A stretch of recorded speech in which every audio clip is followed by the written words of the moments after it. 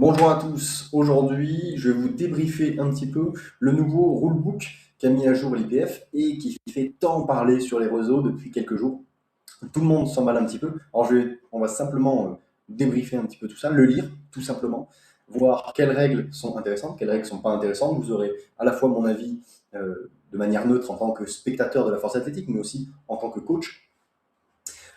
Pour commencer, qu'est-ce que c'est le rulebook? C'est simplement le livret que actualise ou met à disposition chaque année l'IPF, donc la Fédération de Powerlifting Internationale, à laquelle est rattachée la FF Force, qui contient toutes les règles de la fédération. Donc ça va de l'équipement personnel, l'équipement qu'on retrouve sur le plateau, les règles, l'ordre de compétition, le jury, etc., etc. Tous les ans, il y a une assemblée du comité exécutif de l'IPF qui met à jour ces règles. Aujourd'hui, il nous délivre un petit document et simplement, on va voir, voilà, c'est la première actualisation, tout simplement. C'est tout simplement ce qui est mis en rouge. Donc, je ne sais pas si vous voyez très bien, on va essayer d'un peu zoomer. Okay, donc évidemment, c'est en anglais. Hein. Ce qu'il faut savoir, c'est que la Fédération française de force a publié un communiqué, mais c'est comme ça tous les ans. Chaque fédération nationale en fait va recevoir ce fichier à peu près en même temps qu'il a été rendu disponible d'ailleurs, et va mettre à jour son propre fichier de règles et décider à quel point ils vont appliquer les règles et quelle, vous le verrez, interprétation ils donnent aux règles qui ont été introduites cette année, et cette notion d'interprétation peut tout changer. Soit on peut, comme on le voit depuis quelques jours, s'enflammer et se dire que ça va tout changer, que ça va faire fuir tous les lifters, qu'il y aura beaucoup moins de spectacles, voilà, qu'on nous réduit nos droits entre guillemets et les différentes techniques, soit en fait changer très très peu la discipline, en vérité comme c'est un petit peu tous les ans. Donc la première règle, c'est que chaque athlète va devoir recevoir soit une médaille, soit quelque chose qui rappelle en fait sa participation à une compétition. Donc quand on se déplaçait à l'international, quand un athlète faisait de l'international jusqu'à maintenant, s'il n'était pas sur le podium, s'il n'avait pas de trophée à l'indice ou de podium par mouvement, vous savez qu'il existe des podiums par mouvement sur certaines compétitions internationales, l'organisateur n'était pas obligé de lui fournir une médaille. Donc voilà, c'est quelque chose qui ne change pas grand-chose, mais ça fait partie des règles qui sont passées totalement à l'as. Évidemment, ça ne va rien changer, mais je trouvais quand même ça pas normal de se déplacer à l'international, de représenter son pays et de même pas avoir quelque chose qui prouve un petit peu notre passage, quelque chose, un petit souvenir qu'on peut ramener à la maison et se dire voilà, j'y étais, j'y ai participé et c'était beau. Tac, donc là, on a toutes. Voilà. Alors là, ce qui va nous intéresser, on rentre déjà direct sur un gros point. Donc là, vous avez tous les mouvements et on va dire les règles disqualifiantes des mouvements avec les couleurs qui sont associées. Vous savez, vous ne savez peut-être pas si vous pratiquez seulement en régional, mais en dessous de chaque couleur rouge, c'est-à-dire quand on vous invalide votre lift, il y a une raison derrière ça. Et derrière cette raison, quand vous allez au championnat de France ou sur certaines compétitions régionales assez développées, vous avez une sous-couleur, soit rouge-rouge, rouge-bleu ou rouge-jaune, voilà, qui vous indique un certain nombre de règles. Ce qui va nous intéresser ici, c'est la première règle, c'est l'ajout dans la couleur bleue d'une consigne supplémentaire, l'impossibilité de complètement verrouiller les coudes au bench avant la commande start. Okay, donc jusqu'à maintenant, quand vous ne verrouillez pas les coudes et que votre position de départ était non reconnue comme satisfaisante, l'arbitre vous demandait de replace, c'est-à-dire de remettre la barre dans le rack, on vous expliquait ce qui n'allait pas, et vous aviez le droit de recommencer tant que vous aviez encore du temps qui coulait au compteur. Je rappelle, vous avez 1 minute pour recevoir le premier ordre. Donc tant que vous avez encore du temps qui coule, vous pouvez obtenir le start, même si vous avez déjà eu la barre dans les mains. Bref. Maintenant, je suppose, et c'est là toute l'interprétation que peut en faire la fédération, c'est que l'arbitre peut vous donner le start, même s'il juge que votre position n'est pas convenable, mais il peut, du coup, après que vous ayez fait votre lift, vous donner un rouge avec la couleur bleue pour vous signifier que vous n'aviez pas assez tendu les coudes au départ. Alors là réside toute une inconnue, et vous verrez qu'il y a très peu de bonnes ou de mauvaises décisions. Bon, là j'ai l'impression un peu de faire du Astérix, mais il y a très peu de bonnes ou de mauvaises décisions dans l'absolu si on n'a pas toutes les interprétations et la mise en place de ces règles. C'est-à-dire qu'à partir de quel moment les arbitres de côté vont baisser le bras, Est-ce qu'il y en a qui vont garder le bras levé en estimant que vous n'avez pas assez lock les coudes et vous faire replace? Est-ce que tout le monde va vous donner le départ tant que vous avez les pieds qui s'arrêtent et les fesses sur le banc? Ça, c'est un petit peu l'inconnu. Et le gros problème avec ça, c'est que si c'est pas clarifié, ça va ouvrir à une multitude d'interprétations. Et du coup, d'arbitre en arbitre, de plateau en plateau, vous pouvez être jugé différemment pour exactement le même lift. Voilà. Ensuite, nous avons une autre chose, c'est l'utilisation du haut du corps pour initier la poussée du mouvement lors du bench. Okay, donc ça, c'est vraiment une règle qui s'applique aux gens qui sink. Okay, donc, j'imagine, et c'est comme ça aussi pour une règle squat qui va changer, c'est la régulation d'une régulation elle-même apportée par une règle il y a quelques années. Donc vous vous souvenez, il me semble que c'était en 2023, on avait reçu un rulebook pareil, qui introduisait la notion de def au bench pour limiter les pontages excessifs et les amplitudes assez courtes qui faisaient un petit peu scandale ici et là. Peu importe ce qu'on pense, moi je pense que c'est une mauvaise règle, mais peu importe, on a une première régulation de l'amplitude, avec cette question d'angulation, où il faut avoir au moins un angle de 90 degrés, en gros, entre le bras et l'avant-bras, donc ce qui correspond que le coude passe au niveau de l'épaule. Ce à quoi plutôt, les lifters se sont adaptés. Ceux qui avaient un gros pontage se disaient, bah non, je vais tout simplement pas changer ma technique, ou en tout cas changer ma position sur le bench, parce que c'est comme ça que je me sens stable, c'est comme ça que je me sens fort, et c'est comme ça que depuis des années je développe mon bench. Je vais simplement, au lieu de faire un soft touch, c'est-à-dire de juste apposer la barre sur le torse, je vais enfoncer ma barre dans la poitrine pour jusqu'à me retrouver assez bas pour valider cette règle, et ensuite produire une poussée à la fois avec mes bras, mais aussi avec mon haut du corps. Donc là aussi, pour l'instant, on n'a pas la réponse officielle de savoir si cette règle va s'appliquer à tous les sinks, parce qu'il y a une part dans tout sink, toute personne qui sink, il y a forcément une utilisation du haut du corps. Donc, à voir comment c'est régulé. Et là, la règle est vraiment, dans l'état actuel, des choses inapplicables pour le moment, parce qu'on ne sait pas comment la juger, sur quels critères le juger, comment différencier les personnes qui sink de manière classique ou les personnes qui sink pour amener à l'amplitude. Parce que vous allez me répondre que oui, on a beaucoup de petites catégories, ou de catégories féminines notamment, où on voit que, évidemment, c'est pour atteindre la dette. Mais je vais prendre le problème à l'envers. Il y a un autre type de personnes que je vois qui pourraient être pénalisées par cette règle, c'est les ultra poids lourds, qui en fait ont une cage thoracique énorme. Si ils ont des bras assez courts, le soft touch ne suffit pas à valider la def au bench, mais s'ils sync, ils peuvent pas valider parce qu'ils ont sync pour valider la def. Donc là, je vois pas comment. Bon, allez, je vais citer son Olivares, même si je suis pas sûr qu'il rentre dans cette règle, mais ce type de gabarit-là, comment il va faire pour valider si le sync lui est interdit et si le soft touch lui est interdit parce qu'il valide pas la règle?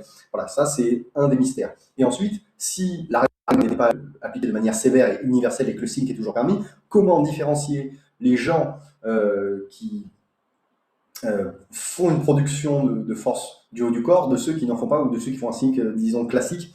Ça veut dire que là, on va devoir aller plus loin dans l'investigation du lifter, c'est-à-dire pas juste analyser son lift, mais le connaître en amont, de savoir est-ce qu'il a un historique où il a été déjà pénalisé par la règle de la def, est-ce qu'il a dû adapter sa technique, est-ce qu'on va le suivre sur les réseaux sociaux pendant sa préparation pour déjà être au courant, est-ce qu'on va supposer sur le plateau que il fait le sync, mais je pense que s'il avait soft touch, il n'aurait pas eu la def. Bon, voilà, ça me semble être un complet non-sens. Soit on dit, on interdit le sync, et dans ce cas-là, pas de limitation de def, parce que voilà, il y a des gens pour qui c'est juste pas possible. Soit on se dit, tout le monde le dos à plat sur le banc, et dans ce cas-là, même s'il y a peut-être un ou deux individus sur Terre qui sont tellement énormes, qui seront encore affectés par ce truc-là, voilà, je comprends pas trop l'idée. Je comprenais la règle de base de dire, voilà, on met une amplitude minimum comme squat, parce qu'au bout d'un moment, il faut bien juger quelque chose sur un critère. On ne peut pas juste faire comme ça de manière un petit peu arbitraire. Et puis pour le grand public, c'est plus compréhensible de se dire, il y a une amplitude minimum, peu importe comment tu l'atteins, de la même manière qu'au squat, peu importe si tu l'atteins en étant hyper droit et un squat classique olympique, ou que tu sois penché en deux, tant que tu atteins la def, tout le monde est mis à la même enseigne et chacun, on va dire, se débrouille avec sa morphologie, avec sa façon de produire de la force. Chacun se débrouille avec ses préférences motrices. Voilà. Donc là, je vois pas trop comment on va juger ça, quoi. Ensuite, tac, tac, tac, tac, tac. Alors, concernant, ça savez, la dernière fois, on a inauguré des singlets longs, donc avec des jambes intégrées. Donc là, on a tout à fait permis d'avoir des sleeves. On a aussi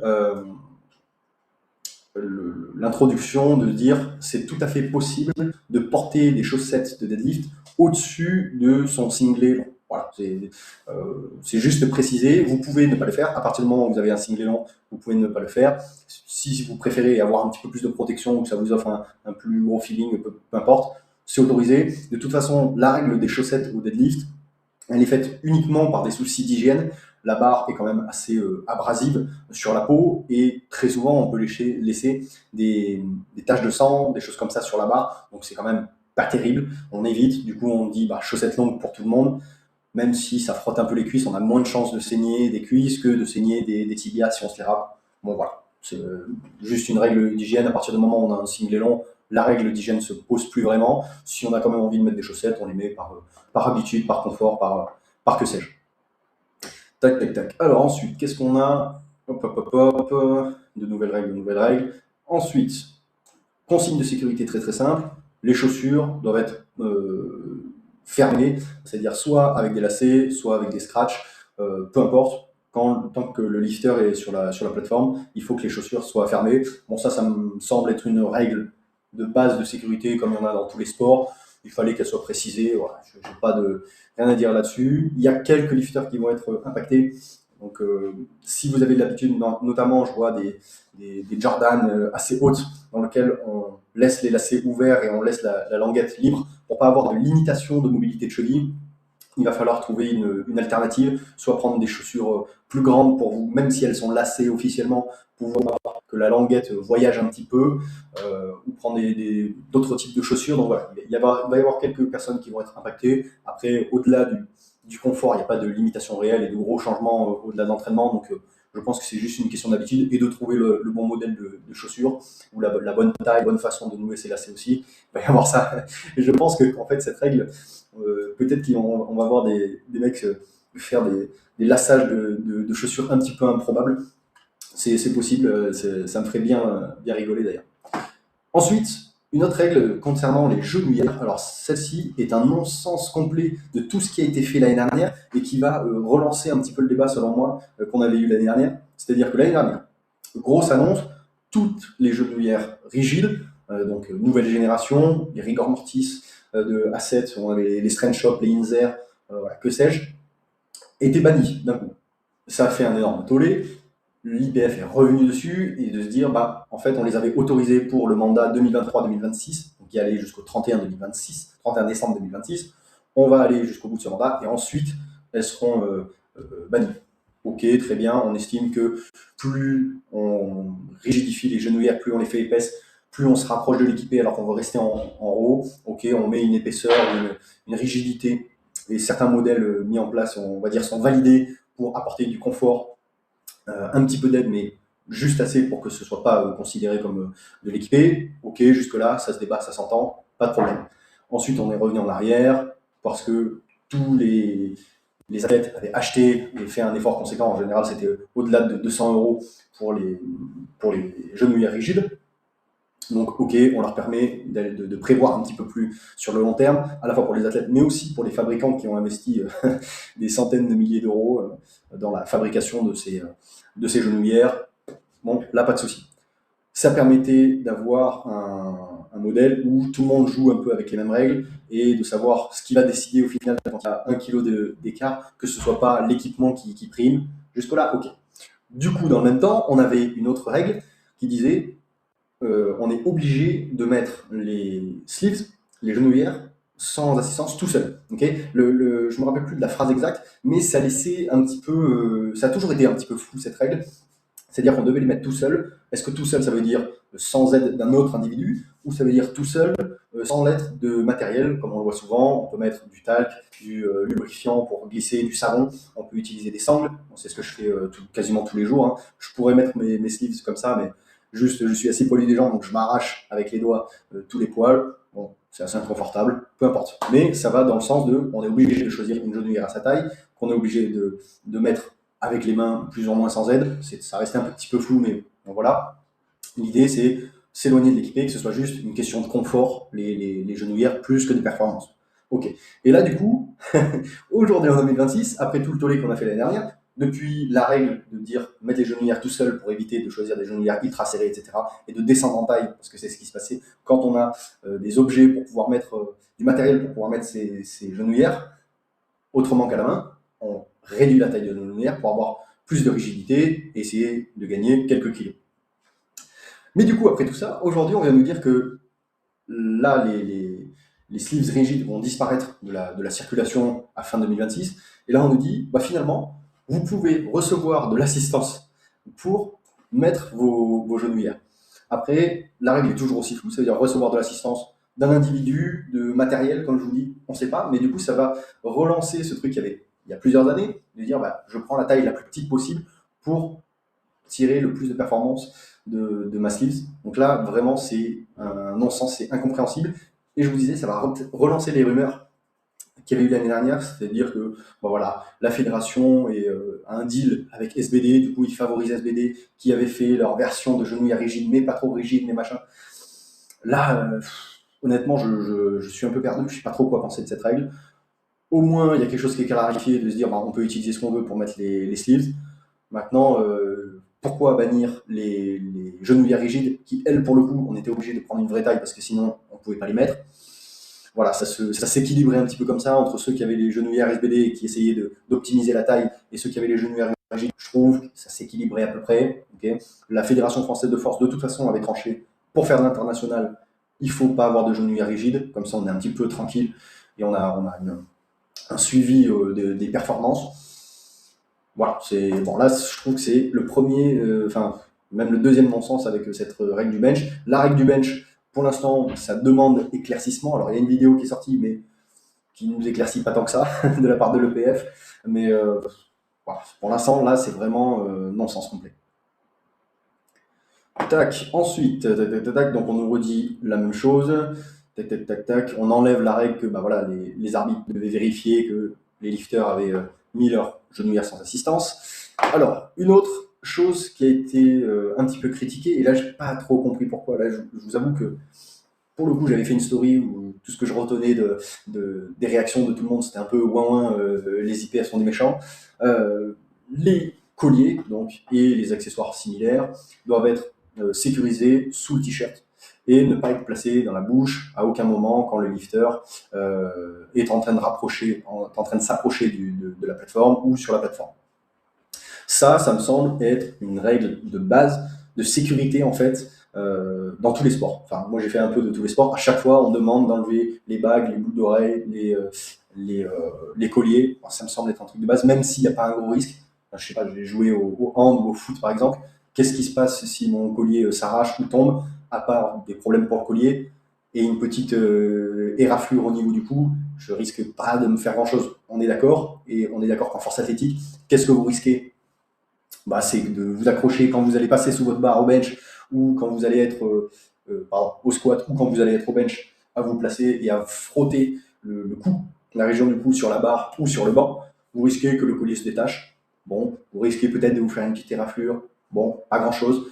Vous risquez peut-être au squat que le collier tombe et peut-être que vous marchez dessus. Voilà, c'est une hypothèse un peu folle, mais je me mets à la place d'une fédération, là pour le coup, et je me dis, s'il arrive un truc improbable, un petit peu, que le collier tombe quand le mec se met en place au squat, qui marche dessus, qui glisse avec son 1RM sur le dos, c'est sûr qu'on va se prendre un procès, machin, ou qu'on va dire, attends, c'est quand même une règle de base dans à peu près tous les sports, on n'a pas le droit aux bijoux.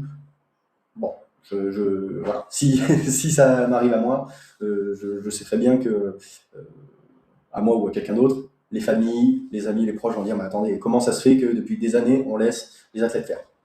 Pour ce qui est et encore, je trouve, que c'est pas cher payé de se dire bah, on a le droit de la garder juste si elle est sécurisée sous le t-shirt. Ça veut dire que tous les porte-bonheur, les choses comme ça, parce qu'on a vu ça, hein, on n'est pas obligé, on ne peut plus les exhiber, on va dire, et qui restent à pendouiller. On peut toujours les avoir sur soi. Donc je pense que voilà, ok, il y a une grosse symbolique. Ok, on a parlé d'athlètes françaises, d'athlètes néo-zélandaises qui avaient des porte-bonheur comme ça, même Russell Horry qui a démocratisé un peu le truc de l'avoir dans la bouche et tout. Ils peuvent toujours avoir leur chaîne sur eux et les avoir sous le t-shirt. Voilà. Ils les auront pas sur les photos. Là, pour le coup, je trouve que c'est vraiment du blabla un petit peu pour rien et de se dire ah mais comment je vais pouvoir faire mon aura farming machin truc. Ta chaîne, tu l'as sur toi. Si elle vaut quelque chose, tu peux toujours compétiter avec. Il n'y a aucun problème. Donc à partir de là, tout ce que vous avez entendu, c'est un peu du vent. Ensuite, alors, tac, tac, tac. Là, c'est une grosse avancée. Donc, le lifter doit se tenir face à la plateforme, ok, avec la barre placée horizontalement sur les épaules, à une hauteur qui ne peut pas être plus basse que le deltoïde postérieur. Déjà, on va s'arrêter là. Je pense que c'est pas mal, parce que là aussi, comme pour le bench, c'est une règle qui régule une régulation d'une précédente règle. C'est-à-dire que, grosso modo, de la même manière qu'il fallait une amplitude minimum au bench, en tout cas que l'IPF et la fédération avaient considéré qu'il fallait une amplitude au bench pour que ce soit à peu près égal, on avait une amplitude de squat. Par contre, la façon d'accéder à cette amplitude, il y a, comme vous savez, le French low bar, ou le low bar de manière générale, qui consiste à mettre la barre de plus en plus bas dans le dos, pour avoir de moins en moins de flexion de genou et de flexion de hanche, mais plutôt de flexion de buste et d'inclinaison du buste. Voilà, ce qui n'est pas dans les codes classiques esthétiques d'un squat. Okay, avec la barre sur les épaules, sur les trapèzes supérieurs, et on descend en essayant de rester droit. Okay, donc ça, j'ai envie de dire que pour ou contre la règle, peu importe, chacun avait la possibilité de se battre avec sa morpho, ses préférences, etc. Et c'est plus ou moins ce que je préfère dans le sport, c'est de voir plein de profils différents avec des techniques différentes qui ne se ressemblent pas du tout et de se dire qu'ils peuvent matcher ensemble. Voilà. Donc ça, l'IPF a fait une première règle, il me semble que c'était il y a 2 ans, où c'était de se tenir droit avant et après le lift. Okay, ce qui limitait, si vous mettez la barre droit bas dans le dos, ça limitait en fait la hauteur. Parce que si vous êtes en extrême low bar, okay, donc bien en dessous du niveau des épaules, vous êtes obligé de garder un peu de flexion de hanche et un peu d'inclinaison vers l'avant pour tenir la barre, parce que la force de vos bras ne suffit pas. Là, on parle d'une régulation qui va s'adresser surtout et qui a été pensée pour le niveau international. On n'est pas sur un débutant qui a une fois ou 2 fois son poids de corps, on est sur 3, 4, 5 fois son poids de corps sur le dos. Donc la tenir juste avec la force des bras, des avant-bras, c'est pas possible, on est d'accord. Et d'ailleurs, il y a eu un athlète français qui a fait tomber la barre parce qu'on l'a fait attendre trop longtemps, et qu'au bout d'un moment, la barre a glissé. Ok, là-dessus, je peux comprendre. La règle était plutôt bonne parce que ça veut dire que si tu n'es pas capable de te tenir droit, bah, finalement, c'est pas vraiment un squat. Je trouve que c'était une bonne régulation sans en faire trop. Là, pour le coup, on voit que finalement, la régulation a touché quelques individus qui étaient en extrême. Hein. Ce même athlète français, il a remonté un petit peu la barre dans le dos. Okay, mais du coup, on va encore plus loin. Comme la règle précédente, on estime que bah, c'est pas assez. Et pour le coup, là, il n'y a pas eu d'autre chose à faire que de dire, pour les athlètes en tout cas, de dire qu'on va remonter la barre. Donc, c'est plus ou moins ce qui était voulu. Hein. Je pense que la règle a plutôt bien marché. Mais maintenant, on dit non, c'est toujours pas assez. On va définir un niveau. Okay, ce niveau, c'est le deltoïde postérieur. Alors là, on nous dit que la hauteur de la barre ne doit pas être plus bas que le deltoïde postérieur. Qu'est-ce que ça veut dire en réalité? Il nous manque une info, c'est est-ce que l'entièreté de la barre ne doit pas être plus bas que le deltoïde postérieur? Dans ce cas-là, ça réduit considérablement le champ des possibles. Okay, le deltoïde postérieur, il est là, hein, donc dès que vous êtes en dessous du niveau d'épaule, c'est mort. Ou est-ce que dès que la barre a un contact avec le deltoïde postérieur, donc si on dit le deltoïde postérieur est là et que le haut de la barre a un contact, est-ce que c'est bon? Ça, pareil, on n'a pas trop la réponse. On a eu une photo entre un low bar extrême et un low bar, j'ai envie de dire, très modéré comme comparaison. Comment ça va être jugé par les arbitres? Ça induit une autre règle aussi. C'est-à-dire que pour moi, pour juger cette règle, et de la même manière que, et j'en ai pas parlé pour le bench, pour juger de la def, je trouve ça totalement fou que les arbitres qui sont de profil, voire même carrément de dos, ouais, je sais pas comment on va dire, qui se positionnent beaucoup plus vers les jambes et les pieds du lifter, soient capables de juger la def, qui se juge vraiment en regardant la tête du lifter, en étant vraiment à son arrière. Pour moi, il n'y a que l'arbitre central qui peut juger véritablement d'une def au bench. Là, c'est l'inverse, c'est-à-dire qu'il n'y a que les arbitres latéraux qui pourront juger de ce détail. Comment un arbitre de face peut donner son avis sur la hauteur de la barre? Il n'y a que les arbitres latéraux, et du coup, ça suppose une sous-règle, c'est-à-dire que si les arbitres latéraux sont pas au moins de profil par rapport à l'athlète, pour moi, c'est même pas possible de juger. En fait, ils devraient peut-être se retrouver presque dans le dos, mais du coup, pour pouvoir observer la hauteur de la barre sur le dos, la def en étant quasiment de dos, bon, ça c'est quand même très très compliqué, donc je pense qu'il faudrait en fait beaucoup plus réguler les conditions d'arbitrage. C'est-à-dire qu'on le verra par la même occasion au deadlift, ils nous ont rajouté une règle pour le lock, qui pour le coup je pense est une excellente règle, mais ça suppose que pour pouvoir observer cette règle, il faut un angle particulier de vision. Bref. Donc voilà, il reste encore du fond. La main, les pouces et les doigts doivent complètement gripper la barre positionnée dans le rack et sur la position de départ. Alors ça, c'est une clarification de la règle. Avant, on disait que il fallait que les mains et les doigts grippent la barre, donc c'était pas spécifié. Donc on pouvait faire, en tout cas c'était libre à l'interprétation de quel doigt toucher la barre. Est-ce que le pouce est compté dans les doigts? Là, on nous précise que la main, le pouce et les doigts devront gripper la barre. Ce qu'on a compris au tout départ de cette règle quand j'ai lu, c'est que le suicide grip, c'est-à-dire de mettre le pouce à l'extérieur de la barre, était complètement interdit. Finalement, on a eu par le poste de l'EPF une confirmation que non, il suffit simplement qu'ils soient en contact avec la barre. Donc là encore, on voit que franchement, c'est assez mal écrit, c'est vraiment dommage parce que ça manque, pour chaque règle en fait que j'observe, il manque 1 à 2 lignes de description plus précise de cette règle pour pouvoir l'interpréter. Et ça, c'est vraiment dommage parce que je pense que 80% de tout le bruit qu'on entend sur les réseaux sociaux vient du fait que c'est juste pas clair ces indications. Donc, ils doivent complètement gripper la barre, que ce soit dans le rack, ou à la position de départ. Là encore, ce qui laisse la possibilité de, pendant le lift, on ne nous dit pas la position aussi d'arrivée, de pendant le lift, de pouvoir décrocher les doigts. Comme on l'a vu, j'ai vu un squat de Elia, donc le champion de France 105, là. Pendant son championnat de France, on voit qu'en fait la barre lui roule un petit peu dans les poignets, il a un suicide grip, et du coup, petit à petit, le pouce n'est plus en contact. J'essaierai de trouver la vidéo. Petit à petit, le pouce n'est plus en contact, donc apparemment, ça reste autorisé. Bon, là, c'est pour des raisons de sécurité. Je trouve que c'est plutôt une bonne règle de dire qu'on doit juste toucher la barre avec tous nos doigts, que pour l'instant, c'est assez ouvert, c'est-à-dire que quand on déraque la barre, on doit avoir tous les doigts sur la barre pour bien la tenir. Une fois qu'on est en position de départ, c'est-à-dire que c'est validé par les arbitres, après on peut faire ce qu'on veut. Ça me semble être plutôt une bonne règle qui juste précise la règle d'avant, parce qu'il y avait toujours un petit peu selon les compétitions, les interprétations de l'arbitre. Donc là, je trouve que c'est plutôt une règle qui ferme un petit peu la porte aux interprétations, et tout ce qui ferme la porte aux interprétations est plutôt bon, on en parlera un petit peu dans la conclusion. Alors, le lifter n'est pas autorisé à sortir du rack par l'avant du rack après le lift, c'est-à-dire que quand vous reposez votre barre au squat, vous devez uniquement sortir par l'arrière, donc en passant dessous la barre. Vous ne pouvez pas sortir en passant dessous vers l'avant. Donc ça, j'ai envie de dire, je ne comprends pas trop pourquoi. Je pense que ça viendra avec une autre règle, plutôt pour la limitation en fait du temps de passage des athlètes et de se dire, voilà, on rentre, on fait notre lift, on sort, on rentre, on fait notre lift, on sort, et on le verra par la suite, il y a d'autres règles, on en reparlera juste après, mais je pense que l'IPF veut accélérer un petit peu le rythme des compétitions. Alors, tac, bench press, le lifter n'est pas autorisé à entrer par l'arrière du rack, donc on est obligé d'arriver et de s'allonger sur le banc par le pied, et pas rentrer, de faire le tour et de rentrer par-dessous la barre, on va dire. Donc ça pareil, ça me semble assez logique. Bon, on peut s'installer comme on veut, mais a priori, ça pénalise pas grand monde. Et on a tout à fait la capacité de se positionner très bien n'importe comment. Bon, c'est toujours, je pense, en essayant d'accélérer un petit peu le rythme des compétitions. Tac. Les mains du lifter, les pouces et les doigts doivent complètement gripper la barre dans le rack avec un pouce autour de la barre.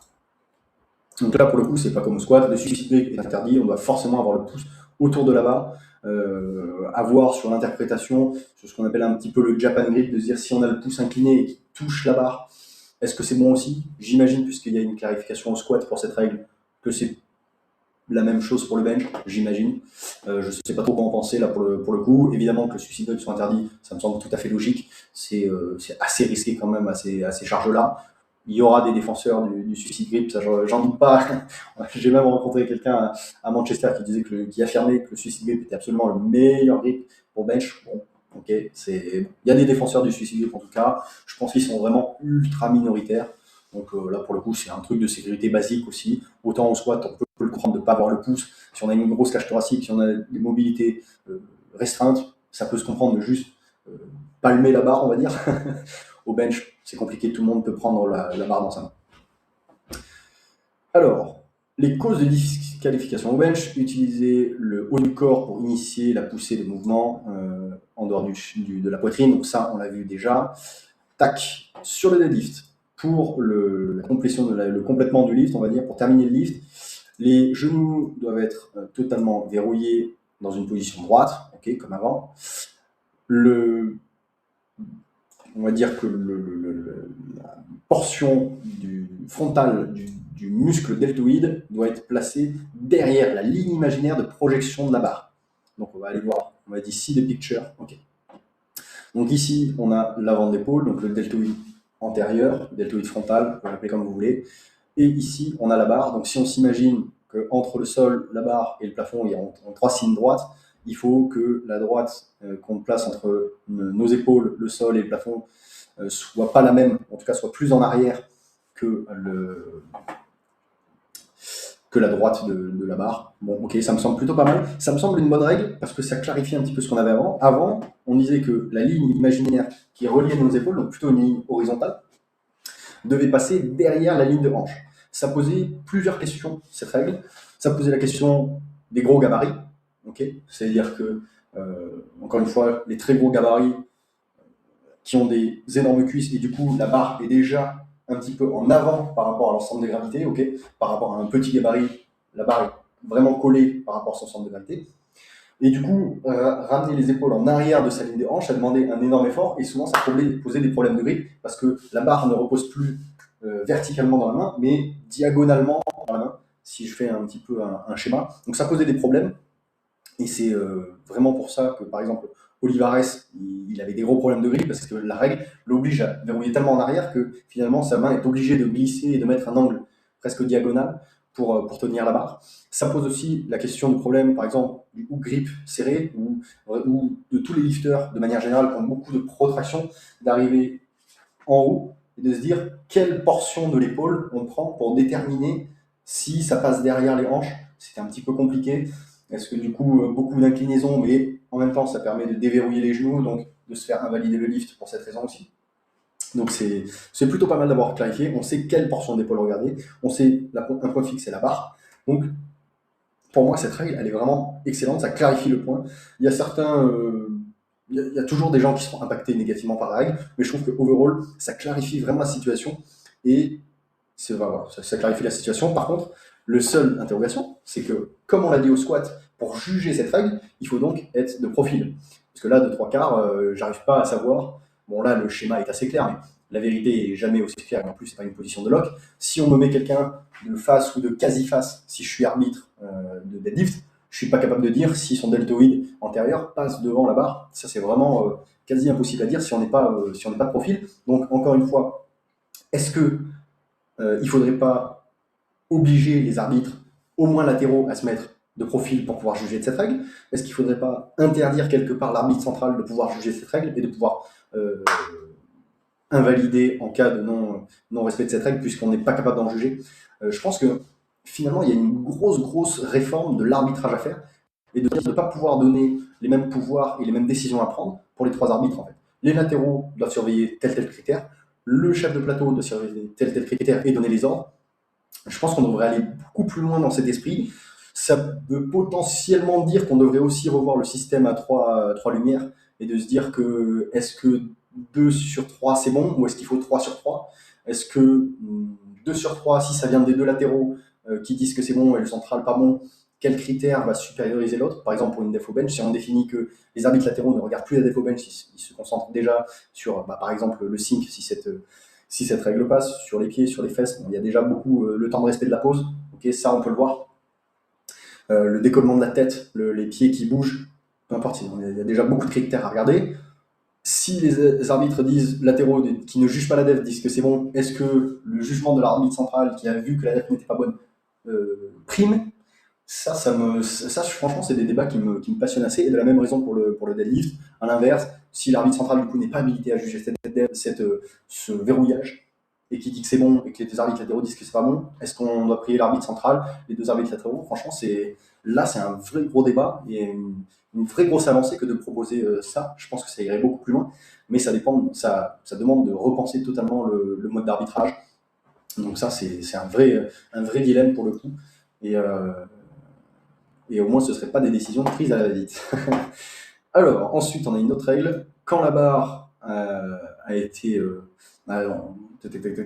lorsque la barre a été abaissée de nouveau sur la plateforme, donc après le lift, en gros, quand on repose la barre sur la plateforme, l'athlète n'est pas autorisé à s'en aller en passant au-dessus de la barre vers l'avant de la plateforme. Donc ça, je trouve aussi que c'est une règle qui est très claire. C'est-à-dire que, comment on va dire que c'est pas clair? C'est-à-dire qu'on n'a pas le droit de marcher au-dessus de la barre. Ça, on est d'accord. On n'est pas autorisé à s'en aller par-dessus la barre vers le devant de la plateforme. Moi, tout ce que je vois, c'est que ça n'interdit pas aux lifters, et je pense qu'il va en avoir mais des dizaines et des dizaines, qui vont juste faire le tour de la barre. Et juste faire 2 pas de côté, passer, célébrer, faire leur truc, ou aller checker les arbitres. Pour l'instant, ça n'interdit pas. Dans ce cas-là, il faudrait une règle très claire de dire on n'a pas le droit de dépasser le niveau de la barre sur le plateau, quoi qu'il arrive, de la même manière qu'on n'a pas le droit de dépasser le niveau du rack. Voilà. Si on veut totalement interdire le fait que les athlètes restent et du coup modifient un petit peu le temps de compétition pour 20-30 secondes peut-être, on peut faire cette règle qui me semble beaucoup plus stricte, mais beaucoup plus compréhensible pour tout le monde, parce que moi je vois juste une interdiction de marcher au-dessus de la barre, mais pas une interdiction d'aller célébrer ou de checker les arbitres ou de faire quoi que ce soit d'autre à l'avant de la plateforme. Pour moi, cette règle n'est pas du tout claire. Pour le coup, ça manque vraiment. Et pour le coup, je trouve qu'il y a vraiment des gros choix à faire. C'est-à-dire que j'ai l'impression que tout ça n'est pas très bien assumé. Si on veut accélérer le temps de passage, il n'y a pas de souci. On met des trucs stricts. Il faut que l'athlète, par exemple, en 10 secondes, ait quitté le plateau. À partir du moment où il y a les lumières qui s'allument, vous avez 10 secondes pour quitter le plateau. Il y aurait des règles très simples de se dire, bah voilà, on a 10 secondes. Voilà. Autre forme de question qui se pose, c'est que ce n'est pas forcément une cause de disqualification. Voilà. Donc, qu'est-ce qui se passe si on step au-dessus de la barre? Enfin voilà, qu'est-ce qui se passe? Est-ce que si les arbitres nous donnent 3 blancs, si on passe au-dessus de la barre, qu'est-ce que l'athlète risque? Est-ce qu'il risque d'être overturn et de lui retirer sa barre? Est-ce qu'on va juste lui dire bon, t'es gentil, c'est interdit, rentre dans la salle d'échauffement, va célébrer ailleurs ou fais quelque chose d'autre? Ça non plus, c'est pas mentionné. On ne sait pas comment c'est jugé. Est-ce qu'il y a une couleur de rouge? Est-ce que les athlètes doivent attendre de recevoir des lumières? Bon, ça, c'est assez flou. Il y a quand même, en fait, je trouve que ce règlement, il apporte plus de questions que de réponses. C'est pas forcément un bon ou un mauvais règlement, mais je trouve qu'on ne sait pas, en fait. Alors, ensuite, on a une règle sur la pesée qui est plutôt intéressante. Bon, en vérité, elle sera quasiment jamais appliquée. Les athlètes sont permis de se peser en portant l'équipement minimal de la compétition, c'est-à-dire leur t-shirt et leur singlet. Ils sont obligés de se peser pieds nus pour la précision de la balance, du processus de peser. Okay, et tac. Le poids des habits additionnels ne définit pas le changement de catégorie. Donc ça, c'est une règle typiquement pour ceux qui se pèsent trop léger. C'est-à-dire que si je suis en 83 et que je me pèse à 82,9, en étant en caleçon ou tout nu, peu importe, j'ai le droit de porter ma tenue de compétition et de se dire je mets mon t-shirt et mon singlet pour peser quelques grammes de plus et me peser à 83,00 ou 83,1, peu importe, pour rentrer. On estime que c'est pas une triche. De toute façon, on ne gagne aucun avantage sur les autres.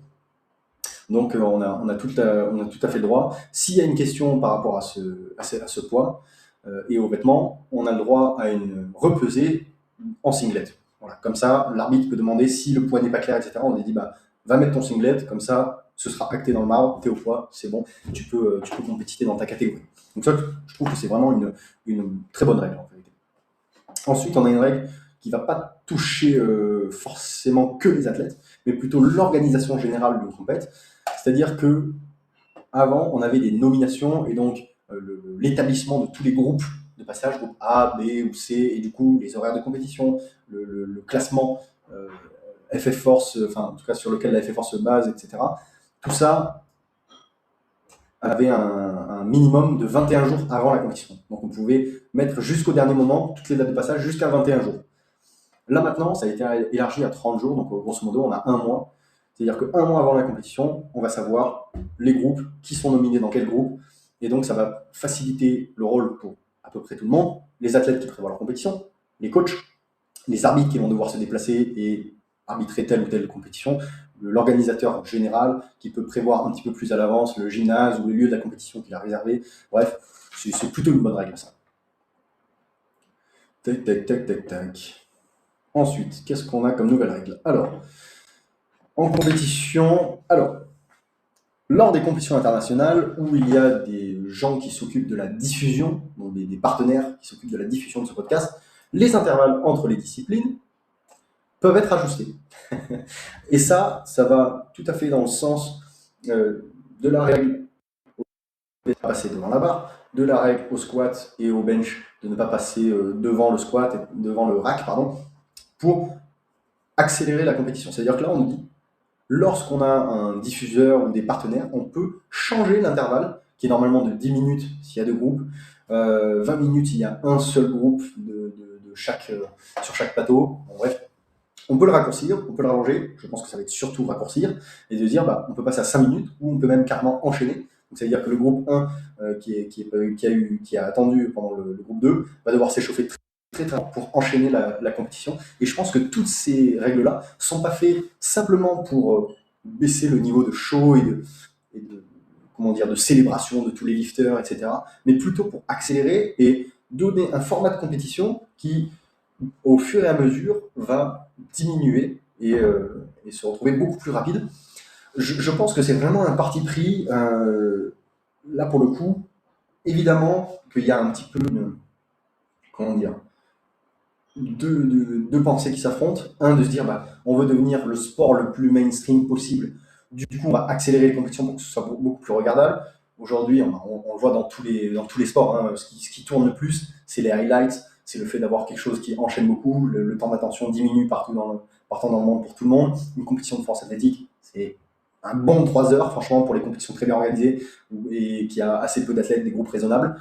Si c'est moins bien organisé, souvent des compétitions régionales, qu'il y a beaucoup d'athlètes par groupe, etc., ça devient très vite barbant, on peut atteindre les 4 heures pour la compétition. Je ne sais pas qui a le temps de se poser 4 heures devant une compétition, il faut poser un jour de repos pour regarder une compétition de force athlétique. Bon, c'est quand même c'est un vrai problème, c'est la longueur de la compétition. Donc ça, je suis assez d'accord qu'il faut essayer de trouver des choses pour le rendre beaucoup plus attractif. Les groupes A sont une formidable idée de dire maintenant il n'y a que le top 8, comme ça on enchaîne assez vite, et c'est vrai que c'était très agréable quand j'ai regardé le championnat de France, ou quand je regarde des compétitions avec un prime time où il y a 8 athlètes grand maximum, c'est vrai que ça s'enchaîne plutôt bien. Maintenant on a des spotters qui sont professionnels, et du coup qui chargent les barres très rapidement, ça s'enchaîne plutôt bien, c'est plutôt agréable à regarder. Maintenant, si on veut se dire que voilà, maintenant il n'y a plus de pause, on enchaîne squat, bench, deadlift direct, on a des groupes de 8 personnes, ça va enchaîner, c'est génial, on va passer peut-être de 3 heures à peut-être 2 heures, 2h25. C'est génial si on enlève déjà toute la demi-heure, donc 10 minutes entre ce squat et le bench, 10 minutes entre le bench et le deadlift, et peut-être 10 minutes avec la remise des médailles, si on s'organise mieux, finalement on a une compétition qui peut vraiment gagner une bonne demi-heure. Je trouve que c'est plutôt une bonne pensée. Maintenant, c'est comment on va équilibrer ça. C'est-à-dire qu'on veut devenir de plus en plus mainstream en oubliant un petit peu que ce qui a rendu le sport mainstream, c'est pas le sport lui-même. Bien sûr, il y a des records, il y a des performances impressionnantes, mais je vais faire un parallèle avec la Formule 1 il y a quelques années. Il y a quelques années, personne ne parlait de Formule 1. Okay, pourtant, il y avait de la perf, il y a des grands champions. Avant 2018-2019, personne ne parlait de Formule 1. Pourtant, Hamilton avait déjà gagné beaucoup de titres, quasiment tous. Je ne suis pas un expert, mais... Donc il y avait de la performance. Les voitures étaient toujours plus vite que l'année d'avant. Qu'est-ce qui a changé?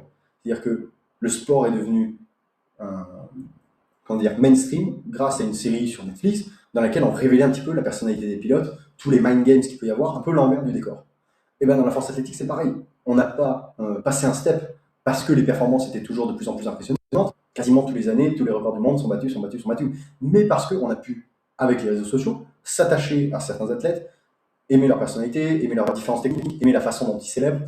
Enfin, je veux dire, qui n'a pas aimé la façon de Gavin Adine de célébrer à Sheffield avec ses tresses, là, etc. Bon, on n'aime pas, mais ça nous a mis dans le truc. Avec Kaiko qui rentre derrière, voilà, il jette sa ceinture, voilà, c'est un truc.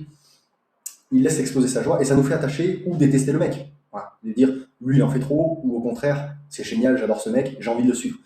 Je pense que c'est plutôt cette façon-là qui a rendu le sport mainstream. Est-ce qu'on est déjà à un niveau où on peut se dire, on est déjà à un niveau où le sport s'est assez développé pour dire, bah, on va se priver de ça et se dire, bah, voilà, on va accélérer le temps et laisser très peu d'influence aux athlètes? Je suis pas sûr. Je suis pas sûr et je demande à voir. Logiquement, ce serait appliqué dès le premier Sheffield. On sait que Sheffield a toujours été une compétition un petit peu à part. Ok, c'est pas un championnat vraiment officiel. C'est vraiment un tournoi fait pour mettre en lumière les performances des athlètes. Donc, vous avez pu le remarquer si vous suivez cette compétition. Les standards sont souvent un petit peu abaissés. On voit beaucoup de squats un petit peu haut qui ne seraient pas passés en championnat du monde. En tout cas, voilà. Est-ce qu'on va laisser le spectacle se dérouler à Sheffield ou est-ce qu'au contraire, on va appliquer le truc? Je sais pas. Est-ce que ce serait pas un peu contre-productif? Est-ce que tout ça, c'est des mesures qui sont un peu tests et de se dire, est-ce que le sport, est-ce qu'on continue à gagner en licencié? Est-ce qu'on continue de battre des records? Est-ce que les streams en live ont toujours plus d'audience alors qu'on a raccourci le temps et qu'on a réduit un petit peu la capacité du lifter à interagir avec le public? Je pense que c'est ça. En vérité, je pense que c'est plutôt des tests. Voilà. Donc ensuite, qu'est-ce qu'on a? Bon, les cheveux doivent être attachés soit en tresse, soit attachés classiquement, j'ai envie de dire, les cheveux lisses, pour pas interférer à la capacité des juges à juger le lift. Bon, ça, on le demandait déjà, notamment au bench, c'est-à-dire que si quelqu'un a des cheveux longs qui s'étalent un petit peu sur le bench, on ne peut pas voir si sa tête se lève, qui peut être une cause d'invalidation du lift. Bon, il y a aussi une question presque de sécurité, on va dire, sur tous les lifts. Voilà, au squat, combien de vidéos il y a sur Internet où il y a des gens avec des cheveux longs qui se font attraper un petit peu par la barre. Bon, on va pas s'éterniser dessus, mais du coup, j'étais en train de parler de spectacle. Maintenant, les athlètes sont attendus d'entrer et de quitter la zone de lift de manière respectueuse. De lancer leur ceinture sur le sol ou de conduire tout comportement qui dégraderait un petit peu l'intégrité du sport. Donc là, pareil, ça aurait mérité 1, 2, 3 lignes de plus pour en dire, ben voilà, est-ce que crier c'est autorisé? Est-ce que célébrer c'est autorisé? Bon, jeter sa ceinture sur le sol, je peux comprendre, ça donne pas une image particulièrement. Enfin, c'est pas ce qui va enlever du show si on n'a plus le droit de jeter sa ceinture, ça enlève pas de show. Ça ne fait pas gagner des points de respect ou d'intégrité au sport non plus. Donc ça, je peux comprendre. De manière respectueuse, bon, ça à peu près tout le monde le comprend, donc j'imagine pas de grossièreté, pas de gestes grossiers, ou voilà, ça je peux comprendre. Maintenant, qui n'engage pas, qui n'est pas dangereux pour l'intégrité du sport, ça je sais pas très bien ce que ça veut dire en réalité. Si on enlève le respect et le fait de jeter des choses sur le sol, je ne comprends pas très bien. Est-ce que, par exemple, de la même manière qu'on n'a plus le droit de taper les athlètes, on doit toujours le faire de manière un petit peu cachée? Ça, ok, je peux comprendre et pas comprendre, hein, j'ai envie, mais on va dire, on a toujours le droit de le faire tant que c'est caché, plus ou moins. De ne pas faire sniffer d'ammoniac devant le public, ok, ça peut donner des envies de comportement qui ne sont pas forcément désirables, de renifler des selles d'ammoniac, ok, ça peut être dangereux pour la santé, je comprends.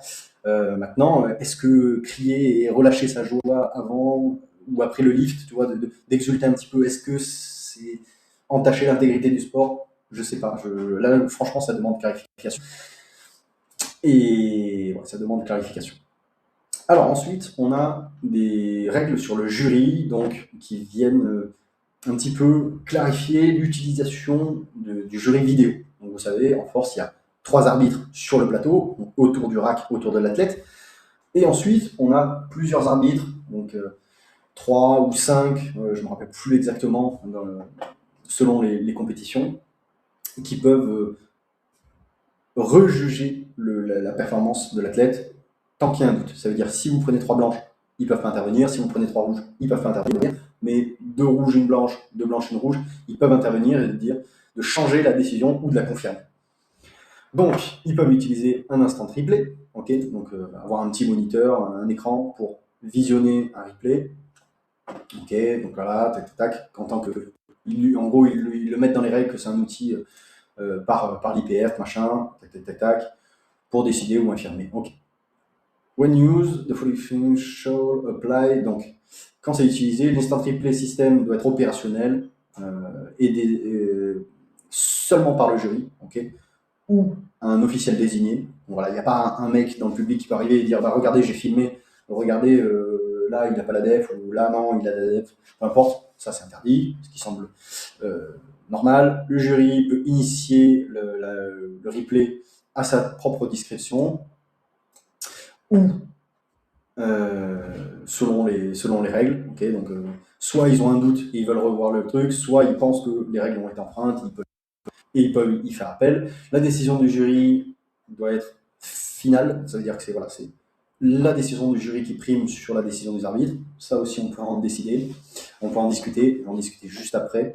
Et l'utilisation des décisions de replay ne doit pas, en gros, retarder la compétition, et ça doit maintenir le flow de l'événement. L'instant replay.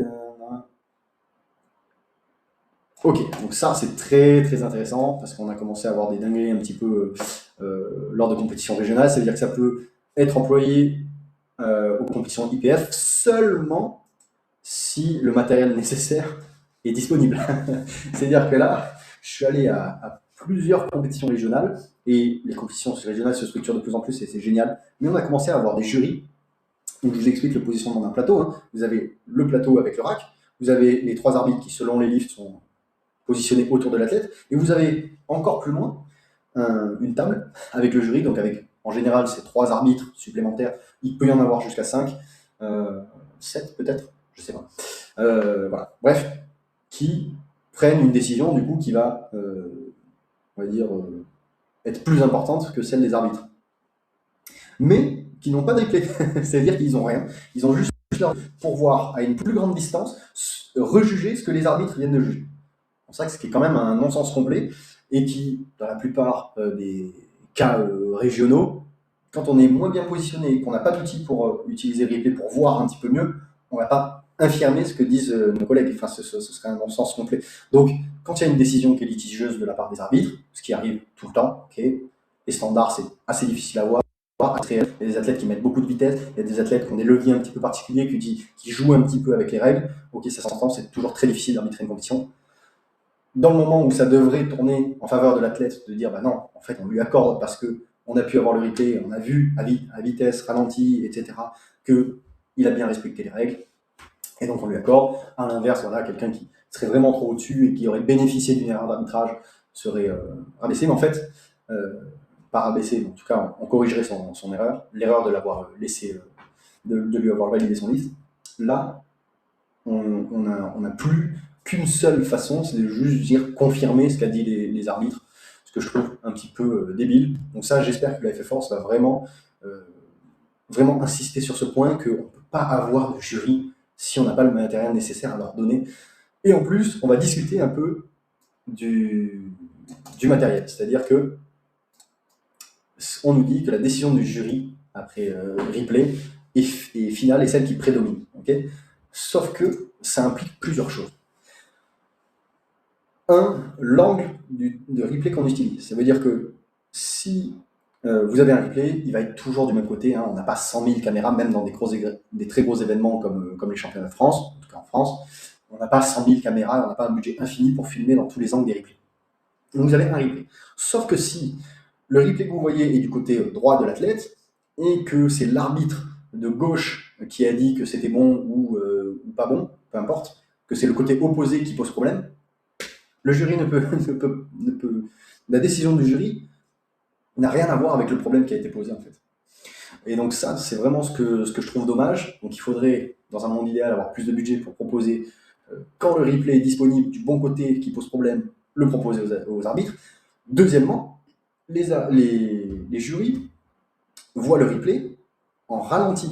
C'est-à-dire c'est pas juste un replay, c'est un ralenti. Donc forcément, ils ont beaucoup plus le temps d'observer toutes les variables que non les arbitres qui sont sur le plateau. Et du coup, leur décision peut prendre une toute autre tournure, puisqu'ils ont beaucoup plus de temps pour voir les choses, et peut-être le révisionner une fois, deux fois, trois fois, peut-être, selon les compétitions, et si ça garantit que le flow de la compétition est respecté. Entre le moment où l'athlète ressort, on décharge, etc., on annonce la décision des arbitres, on peut voir le replay deux, trois fois. Okay, peu importe.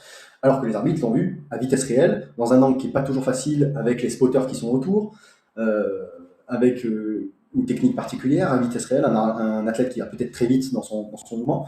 Donc en fait, on ne donne pas du tout les mêmes armes, et ça, de la même manière que il y a ce problème de la VAR au foot, par exemple, si vous regardez le foot, un contact qui à vitesse réelle ne semble rien, au ralenti, vous mettez le contact du pied contre la cheville ou peu importe, tout de suite, on dirait que c'est énorme, ou un coup d'épaule devient tout de suite quelque chose qui prend beaucoup d'ampleur, mais ça, c'est le ralenti qui donne cet effet-là. Donc moi, je serais pour que on ne dise pas de ralenti. Vous pouvez revoir le lift, ok, une seule fois. On fait appel à la VAR, au jury, on revoit le lift une seule fois. Si possible, du bon côté, ce serait énorme, mais rien que ça, de dire, voilà, on l'a vu une fois. Maintenant, qu'est-ce qu'on décide? On est dans la même position que les arbitres. On dit si c'est bon ou si c'est pas bon. Quand le jury est à 3 personnes, il faut une unanimité pour pouvoir décider d'une autre décision. S'il n'y a pas d'unanimité, on laisse la décision des arbitres, ce que je trouve pas mal. Si le jury est à 5, il faut qu'il y ait une majorité parmi les jurys. Donc je trouve que honnêtement cette règle est assez bien faite. Voilà, mais il faut absolument beaucoup plus, et je pense que ça viendra année après année. Là pour le coup, on a fait beaucoup de changements sur le lift en temps réel. Maintenant, il va y avoir de plus en plus de changements de ce côté-là, voire même peut-être une autre apparition de l'arbitrage vidéo, pourquoi pas. On pourrait peut-être, voilà, comme au foot par exemple, appeler les arbitres à venir revérifier. Ça inviterait ça induirait qu'il n'y ait pas deux entités qui jugent en même temps le même truc, pas avec les mêmes outils. Voilà, je pense qu'on va aller de plus en plus, année après année, dans ce côté-là, et dans le côté matériel, de savoir qu'est-ce qui est autorisé, parce que je vous le donne en mille, hein, les genouillères rigides ne sont pas la dernière innovation technique des fabricants. Il va peut-être y avoir des bandes de poignets très très rigides, je ne sais pas. Peut-être des ceintures qui seront d'une autre matière, peut-être une magnésie, un talc très particulier. Tout ça, je ne doute pas qu'il y aura des innovations, et plus on va avancer, plus ce sera dans ce contexte-là que les nouvelles règles interviendront. Ensuite, on a quelque chose concernant surtout les arbitres, qui ne nous intéresse pas beaucoup. Voilà, les chaussures ouvertes ne sont pas autorisées pour les arbitres. Bon, voilà, on change un petit peu la catégorie 2 des arbitres. Donc avant, on disait qu'il fallait 4 compétitions internationales, sans compter les compétitions de développé couché seulement, pour être arbitre de catégorie 2. Maintenant, on dit 4 ans et au moins 6 compétitions, soit World, soit régional, donc Europe, Asie, ce que vous voulez, et 6 championnats nationaux. Okay. Voilà, en plus de tous les examens qu'il y a. Donc ça, on durcit un petit peu le truc. Je trouve que c'est pas mal. Enfin, en fait, je n'ai pas trop d'avis là-dessus. Autant je suis arbitre régional et j'ai plus ou moins les enjeux de l'arbitrage régional, voire peut-être national, autant l'arbitrage international ne peut pas me dire de quoi que ce soit. Alors, tac. Là, on a encore un point sur les arbitres. C'est-à-dire que les arbitres nationaux peuvent être désignés en tant que contrôleurs techniques. Donc, les contrôleurs techniques, ce sont ceux qui sont sous la tente ou ceux qui sont à l'entrée du plateau, qui vérifient que vous avez bien mis vos bandes, voilà, que vous ne franchissez pas aucune règle matérielle avant d'entrer sur le plateau. On peut utiliser dans les compétitions internationales, parce que bien souvent, on manque de bénévoles, on manque d'arbitres internationaux. Et bien, on peut faire appel à des arbitres nationaux du pays dans lequel on se trouve pour faire ce job-là. Donc si c'est en France, on peut utiliser des arbitres nationaux en France pour faire les contrôleurs techniques. Moi, je trouve ça très bien. C'est une règle qui est juste là pour pallier aux problèmes humains et matériels de la fédération. Bon, ensuite on a fini, en gros c'est toutes les règles j'en tirerai. On passe aussi du côté équipé, voilà. Donc, on a fait le tour. Je pense que là, on est déjà à plus d'1 heure de vidéo. Je ne sais pas si vous êtes farci toutes mes réflexions sur le règlement IPF. En tout cas, ce que vous retenez, il y a 2 choses à retenir. Premièrement, il manque énormément de clarification et d'application, même pour la règle des coudes. En vérité, en 2023, quand ça a été appliqué très durement, puis un peu moins durement, et puis maintenant c'est rentré un peu dans la règle. Et on sanctionne de moins en moins, même les gens qui étaient limites, qui auraient été très très sanctionnés en 2023, ils le sont beaucoup moins sans avoir adapté leur technique. Donc il faut un lissage, il faut donner le temps au temps et aux expérimentations un petit peu de toutes ces nouvelles règles, en plus de clarification de comment les juger, et ça je compte notamment chez nous en France pour juger tout ça. Deuxièmement, il y a un réel changement d'attitude et d'objectif de la Fédé quant au déroulement des compétitions. C'est-à-dire que maintenant, on veut que ça aille beaucoup plus vite dans un format qui est beaucoup plus regardable à distance et non pas privilégier l'instant, c'est-à-dire le partage de l'athlète avec le public, mais le fait que les compétitions soient facilement visionnables à distance, donc raccourcir le temps, faire quelque chose qui aille beaucoup plus vite, qui est beaucoup plus rythmé. On va voir uniquement la perf, et basta. Ça, je pense que ça rentre dans la grande politique globale de l'IPF, qui est de placer le powerlifting raw aux Jeux Olympiques. Okay, on a déjà une partie, par exemple, là ça a été annoncé aujourd'hui, que la FA Force récupérait le paralympique, donc développé couché paralympique.